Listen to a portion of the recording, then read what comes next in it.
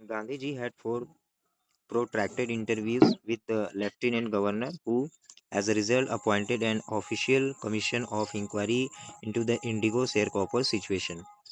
ध्यान देंगे, अभी आपको पता है कि ये गांधी किससे मिलने गया है? लेफ्टिनेंट गवर्नर से, ठीक है।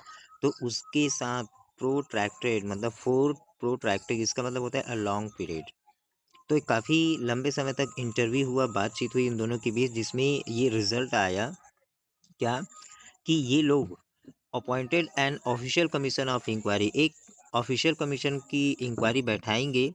किसके लिए? Into the indigo sharecropper situation, जिस प्रकार की ये जो किसान है शेयर क्रॉपर्स, इनकी जो स्थिति जो बिगड़ी, जो लैंड ओनर्स है इंग्लिश मैन इनके द्वारा, तो इनकी जानकारी के लिए, इसकी पूछताछ के लिए कमीशन बैठाएंगे। फिर the commission consisted of landlord, government official and Gandhi. तो इस कमीशन में कौन कौन होंगे? ध्यान देंगे, तीन लोग होंगे, लैंडलॉर्ड्स, गवर्नमेंट ऑफिशियल, अब ये दोनों के दोनों तो अंग्रेज है ना, और मात्र एक गांधी है जो रिप्रेजेंट करेगा किसानों की तरफ से। तो ये तो बात है, ठीक है। आगे फिर क्या, तो ये जो गांधी है चंपारण में काफ़ी 7 मंथ 7 महीने तक रहा, और कुछ टाइम के लिए ही, सेवरल शॉर्टर विजिट, कुछ टाइम के लिए वो अपने आश्रम जाता था। और इस विजिट के दौरान मतलब जो चंपारण है, ये जो चंपारण का जो विजिट था, वो गांधी जी को काफ़ी कैजुअली लगा। कैजुअली क्यों लगा? क्योंकि वो किसके लिए आए थे? राजकुमार शुक्ला के लिए आए थे, ठीक है। जो कि ये ऑलमोस्ट 1 साल गांधी जी की लाइफ का लगा, थोड़े समय के लिए तो आया था, लास्ट फ्यू डेज, ठीक है, लेकिन लगभग इसको 1 साल लगा इस सिचुएशन में। So the official inquiry assembled a crushing mountain of evidence against the big planters. अब ये प्लांटर्स कौन है? ये वही है, इसको अलग अलग नामों से जान रहे हैं, ये लैंड ओनर्स है, और जो इंग्लिश मैन है वो है। तो आपको पता है 3 लोग इसमें इंक्वायरी बैठे हुए हैं। तो जब ये प्लांटर्स के बारे में पता चला, जब इनकी इंक्वायरी का जब सभी के सामने जो सच आया, तो ये एग्री भी हो गए, मान भी लिए, ठीक है। तो to make refund to the peasant, इस किसानों को रिफंड करने के लिए, क्योंकि प्रताड़ित बहुत किए थे। तो फाइनली जब सब सच सबके सामने आया, तो ये अपने आप को मान लिए, ठीक है हम पैसा वापस करेंगे, लेकिन but how much must we pay, हमको कितना पे करना होगा, कितना देना होगा? दे आस्क्ड गांधी, उन्होंने गांधी से पूछा, ठीक है। और उनको शुरुआत में लगा कि ये जो गांधी है, repayment in full of the money, ये ज़रूर पूरा का पूरा पैसा वापस करने को बोलेंगे, ठीक है। जो जिस तरीके से उन्होंने इलीगल तरीके से जो शेयर क्रॉपर से लिए थे। लेकिन गांधी जी ने क्या बोला? He asked only 50%। गांधी ने बोला कि भैया कोई बात नहीं, आप 50% दीजिए, ठीक है। एक राइटर था, रिवन जे जैड होज, ये ब्रिटिश था, ठीक है। तो ये बताते हैं कि मैंने काफ़ी ऑब्जर्व किया है, मतलब पूरे एपिसोड को जो सिचुएशन है उसको ऑब्जर्व किया है, और ये बताते हैं कि thinking probably that he would not give way, वो इंग्लिश मैन जो सोच रहे थे बिल्कुल कि हम तो नहीं देने वाले हैं, ठीक है, इस जो रिप्रेजेंटेटिव ऑफ द प्लांटर्स है जो गांधी जी है, उसको, इस बात को हम नहीं मानने वाले हैं, इसके बदले हम क्या करेंगे? 25% देंगे। लेकिन यहाँ पे सबसे उनके लिए शॉक्ड की बात ये थी, उस अंग्रेज के लिए, कि मिस्टर गांधी टूक हिम एट हिज वर्ड, वो 25% को ही मान गए गांधी जी। ध्यान देना यहाँ पे, सबसे पहले गांधी ने क्या बोला कि आप 50% देंगे, लेकिन जब अंग्रेज द्वारा डिमांड किया गया कि हम 25% लौटाएंगे, तो गांधी इसको मान लिए, और इस बात से शॉक्ड हो गए। कौन? और इसका रीजन क्या है देखना, 25% पे ही गांधी क्यों एग्री हो गया? तो ये जो सेटलमेंट था, ध्यान देना, ये जो कमीशन के द्वारा, तो गांधी जी एक्सप्लेन करते हैं कि ये जो अमाउंट है, the amount of the refund was less important. भैया मेरे लिए जो 25% या 50% मनी इम्पोर्टेंट नहीं है, ये तो बहुत ही कम है, ये बिल्कुल इम्पोर्टेंट नहीं है। Then the fact that the landlord had been obligated to surrender part of the money, कम से कम ये सबसे ज़्यादा जरूरी है कि आखिरकार ये जो लैंडलॉर्ड्स है, इसने सरेंडर तो किया अपने आप को, ठीक है। इसलिए as far as the peasant were concerned, the planters had behaved, after all उसने देखा कि कम से कम ये जो प्लांटर्स है, जो लैंडलॉर्ड्स हैं, जो बिहेव करते थे इस प्रकार से ये जो किसान के साथ, so now the peasant saw that, अब प्रेजेंट को जो किसान है उसको पता चल ही गया कि उसके अधिकार क्या है, ठीक है? और कम से कम इन्होंने साहस तो सीखा, ये सबसे ज़्यादा देखने वाली बात थी, सबसे ज़्यादा मोस्ट इम्पोर्टेंट जिसको हम कह सकते हैं।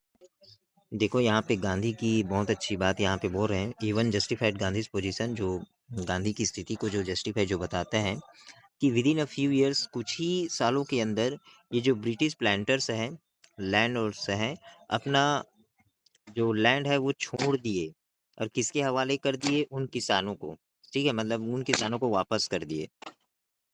अब जो इंडिगो शेयर क्रॉपिंग था, इंडिगो शेयर क्रॉपिंग का मतलब क्या, जो पहले शेयर करते थे वो डिसअपियर्ड हो गया। डिसअपियर्ड का मतलब ये है कि बंद हो गया, इसका खेती, नील की खेती यहाँ पे बंद होता है।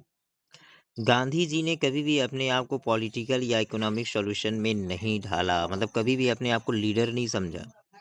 ही saw the cultural and social backward in the Champaran village. वो केवल जब चंपारण आए थे तो उसने कल्चर देखा, संस्कृति देखा, और जो सोशल बैकवर्ड है, जिस तरह से लोग पिछड़े हुए हैं, और सिर्फ ये चाहता था कुछ करना तुरंत ही। यहाँ पे गांधी की विशेषता बताया जा रहा है, ध्यान देंगे, ठीक है? आगे है, फिर उसने ही अपील फॉर टीचर, उसने टीचर से अनुनय किया, विनय किया कि भैया आप आइए, आप लोग अपना जवाबदारी यहाँ पे काम कीजिए। तो महादेव देसाई एंड नरहरि परिक, जो उसके जो दो यंग मैन थे, जो जस्ट अभी अभी गांधी जी के अनुयायी बने थे, मतलब उनके शिष्य बने थे, तो अपनी पत्नी के साथ वो लोग काम करने आए, वॉलंटियर फॉर द वर्क, अपनी स्वेच्छा से काम करने। Several more came from Bombay, Poona and other distant part of the land, ठीक है? अलग अलग क्षेत्रों से आए। देवदास, गांधी से यंगेस्ट सन, ध्यान देना, सबसे मोस्ट इम्पोर्टेंट, गांधी जी का सबसे छोटा बेटा वो भी आया, अराइव फ्रॉम द आश्रम, आश्रम से, ठीक है? आगे क्या देखते हैं। सो मिसेस गांधी भी आई, मतलब गांधी जी की पत्नी। Primary schools were open in 6 villages, और 6 गाँव में प्राइमरी स्कूल भी खोला गया।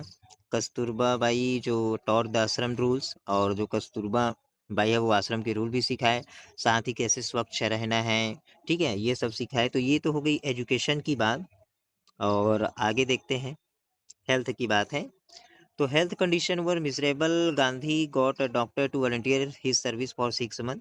और हेल्थ जो कंडीशन था, स्वास्थ्य की जो स्थिति थी, काफ़ी दयनीय दशा थी, इसीलिए गांधी जी ने क्या किया, एक डॉक्टर को लाया एज अ वर्क करने के लिए, कम से कम 6 महीने के लिए।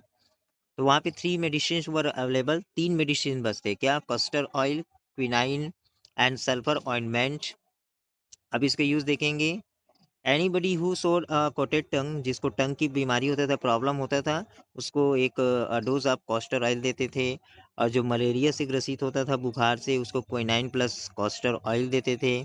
और जो भी स्किन से रिलेटेड प्रॉब्लम था, उसको ऑइंटमेंट प्लस कास्टर ऑयल दिया करते थे, ठीक है? ये तो हो गई स्वास्थ्य की बात।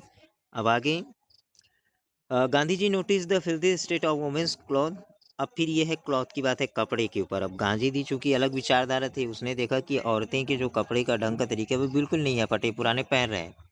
तो ही आज Kasturba by two talk them, ठीक है? वो बोली अपनी पत्नी को कि भैया उन लोग से आप जा करके बात करो। तो एक औरत जो है कस्तूरबा बाई को डायरेक्ट है ना अपने झोपड़ी में ले गए और बोलते हैं कि देखो, देर इज नो बॉक्स और कबर्ड हियर फॉर क्लॉथ, ना हमारे पास कोई कबर्ड है ना कोई बॉक्स है। And the sari I am wearing, और जो जिस साड़ी को मैं पहनी हुई हूँ वो केवल मेरे पास एक ही है, ठीक है?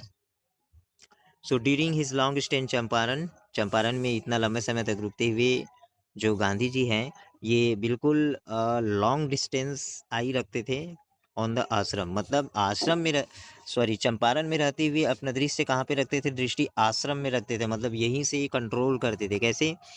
ही send regular instruction by mail and ask for financial account, वो लगातार वो मैसेज के माध्यम से, टेलीग्राम के माध्यम से भेजते थे, और फाइनेंशियल अकाउंट के लिए भी पूछते थे। और एक बार उसने अपने रेजिडेंस को लिखा भी था कि अब ये टाइम आ गया है to fill all latrine trenches, जो गड्ढा है लेटरिन का जो बना हुआ था, कि भैया उसको फिल कर दीजिए और नया खोदो वहां पे तुरंत। क्यों? The old ones would begin to smell bad, नहीं तो फिर वो जो पुराना है वो एकदम अजीब सा स्मेल करने लग जाएगा। तो जो चंपारण का एपिसोड है, बिल्कुल गांधी की जी की लाइफ का बिल्कुल टर्निंग पॉइंट था। जो भी उसने किया वो एक्सप्लेन बताता है, was a very ordinary thing, वो तो बिल्कुल साधारण था। I declare that the British could not order me about in my own country. भैया ये ब्रिटिश कौन होते हैं जो मेरे ही कंट्री में होकर के मुझे ही बाहर भेजना चाहते हैं? ये गांधी जी कुछ बताते हैं ऐसा, ठीक। लेकिन ये जो चंपारण है didn't begin as an act of defence, ये कोई एक्ट ऑफ डिफेंस नहीं था, केवल अंग्रेजों के लिए ही नहीं था, बल्कि it grew out of attempt to alleviate the distress of larger member of poor peasant, बल्कि ये था हजार जो लार्ज नंबर ऑफ पुअर्स है, गरीब किसान है, उनके बारे में था। तो ये बिल्कुल टाइपिकली गांधी जी का पैटर्न था कि जो उसके पॉलिटिक्स है, पॉलिटिक्स ना हो करके उनके लिए वो प्रैक्टिकल था, मतलब उसके जो काम है पॉलिटिक्स ना होकर प्रैक्टिकल होता था। जैसे दिन ब दिन जो भी प्रॉब्लम था, सिचुएशन था, उसको हैंडल करना, साथ ही दयालु के साथ उसको देखना, और ये बिल्कुल ये लॉयल्टी था उन जीवित प्राणी के लिए, उस ह्यूमन बीइंग के लिए। तो यहाँ पे गांधी की विशेषता फिर से बताया जा रहा है।